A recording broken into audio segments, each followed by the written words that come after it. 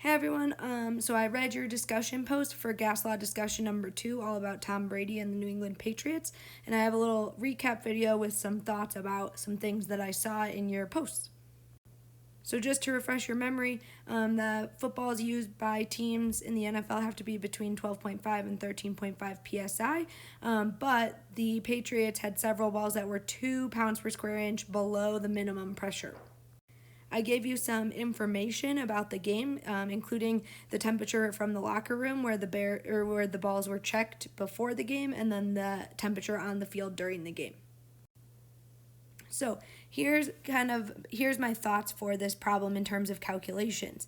So we have a starting temp in the locker room and a starting pressure. We gave the Patriots the benefit of the doubt, assuming all of their footballs started at the minimum pressure, 12.5, that's totally allowed. And then temperature 2, 8.3, that's going on to the field, so what would be the new pressure?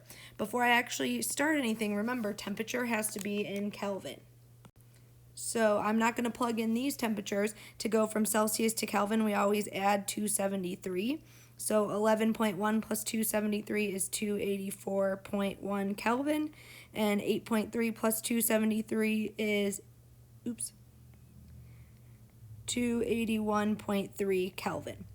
So now let's look at relationships. We know the most about the temperature, right? Because we have T1 and T2. I see that my temperature is going down. That means the particles inside the football are moving slow motion, and when they're moving slower, they're going to collide with the football, the sides of the football, less often, and we know collisions is pressure, so the pressure should go down based off this temperature change.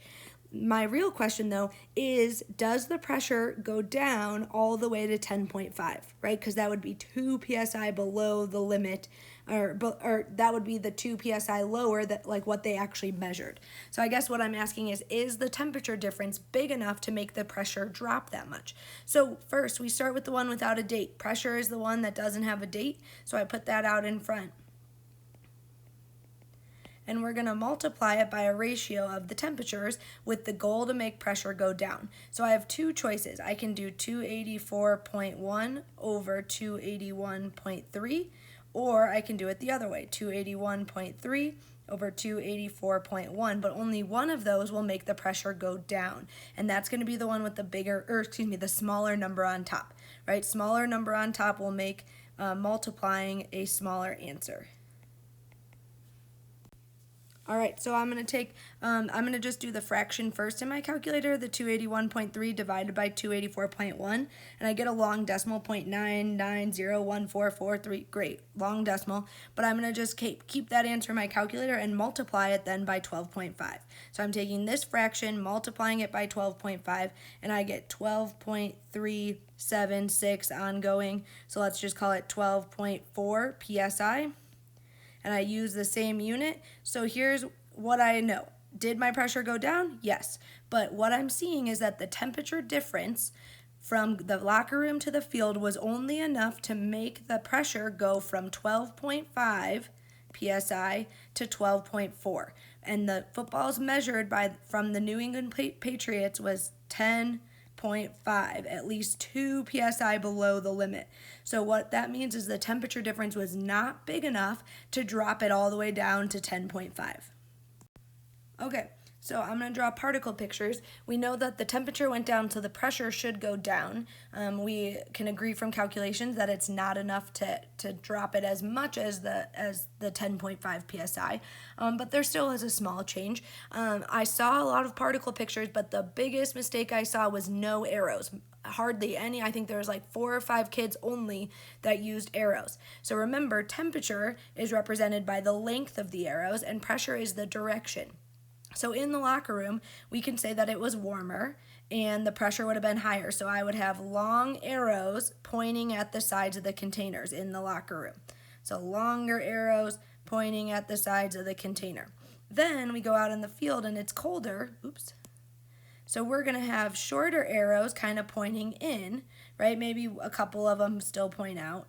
But they're short arrows because the temperature goes down, and then the arrows are pointing in because the pressure goes down.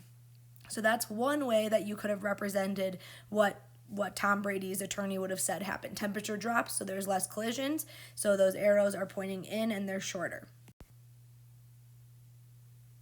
Okay. So if it wasn't the temperature change, and you're saying Tom Brady's guilty, I also would have accepted pictures that look like this. In the locker room, same situation. We have warmer temps, higher pressure, so I'm going to have longer arrows pointing at the side. That's not any different.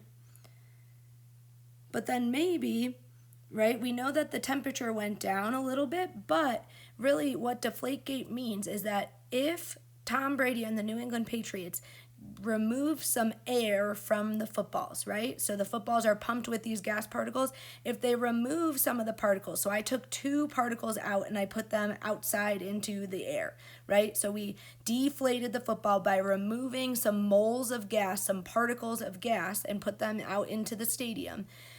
Could you agree that even if they were at a similar temperature, which really, let's be honest, the temperature didn't change that much, that the number of collisions would go down, right? It's like less people at the party. If you look here, we have 5 people at the party, 1, 2, 3, 4, 5, and that's 5 collisions with the sides of the container. Now I only have 3 people, 3 moles at the party, 3 moles of gas, and there's 1, 2, 3. So less gas particles, less collisions, lower pressure. So that's probably a better explanation for why the pressure dropped so much. Tom Brady and the New England Patriots had to let some air out of those footballs. He's guilty.